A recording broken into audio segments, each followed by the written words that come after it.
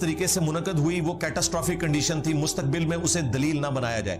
یعنی حضرت عمر مانتے تھے کہ اس طریقے سے حضرت ابوبکر کو خلیفہ نہیں چنا جانا چاہیے تھا، لیکن وہ سعد ابن عبادہ اور جو باقی معاملات ہوئے سقیفہ بنی ساعدہ میں، وہ الگ سے ایک ٹاپک ہے.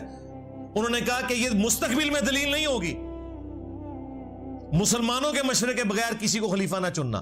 حضرت عمر بھی حضرت ابوبکر نے صحابہ سے مشورہ کر کے، صحابہ نے کہا تھا کہ آپ نامزد کریں، اس کے بعد مشورہ ہوا ہے، یہ زبردستی مسلط نہیں کیا گیا. پھر حضرت عمر نے تو 6 رکنی کمیٹی بنائی، کیونکہ ان 6 سے بہتر لوگ کوئی نہیں تھے. بخاری میں موجود ہے یہ 6 لوگ وہ ہیں جن سے رسول اللہ اپنی وفات تک راضی رہے. تو سیدنا عمر رضی اللہ تعالیٰ عنہ نے کہا کہ حضرت ابوبکر کی خلافت کو دلیل نہ بنانا، یاد رکھنا جب بھی مسلمانوں کے مشورے کے بغیر کسی کو خلیفہ چنا گیا تو اس کا انجام قتل و غارت ہوگا.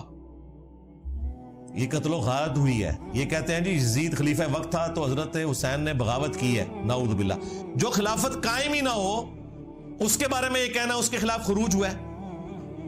یعنی مزارات جو بنانا ہی حرام تھے اسے کہنا کہ مزارات شہید ہو گئے.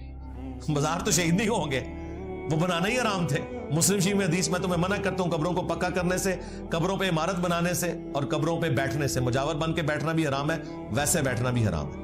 لہذا یہ کنسیپٹ بالکل کلیئر ہے. جھوٹا دفاع نمبر 4، وہ کہتے ہیں جی یزید تو تابعی تھا جی، حضرت معاویہ کا بیٹا ہے، اور جامعہ ترمذی میں حدیث ہے جس نے مجھے دیکھا اسے بھی جہنم کی آگ نہیں چھوئے گی، اور جس نے میرے دیکھنے والے کو دیکھا یعنی صحابی کو دیکھا اور وہ ہو گیا تابعی، اسے بھی جہنم کی آگ نہیں چھوئے گی.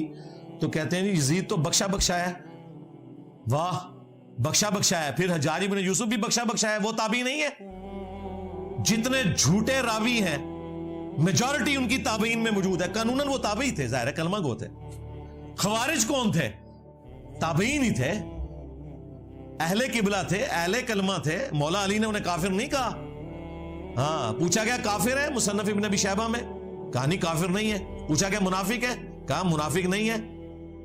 منافق تو بڑا تھوڑا ذکر کرتے ہیں اللہ کا، یہ تو اتنی لمبی نمازیں پڑھتے ہیں. پوچھا گیا پھر کیا ہے؟ ظاہر ہے جب کافر نہیں منافق نہیں تو پھر مسلمان ہی ہے.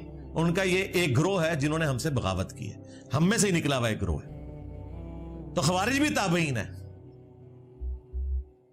لیکن مسند احمد میں موجود ہے نبی الاسلام نے کہا کہ خوارج جہنم کے کتے ہیں. کیوں؟ اپنے اعمال کی وجہ سے. تو اس طرح نہیں کوئی فضیلت ثابت ہو جاتی.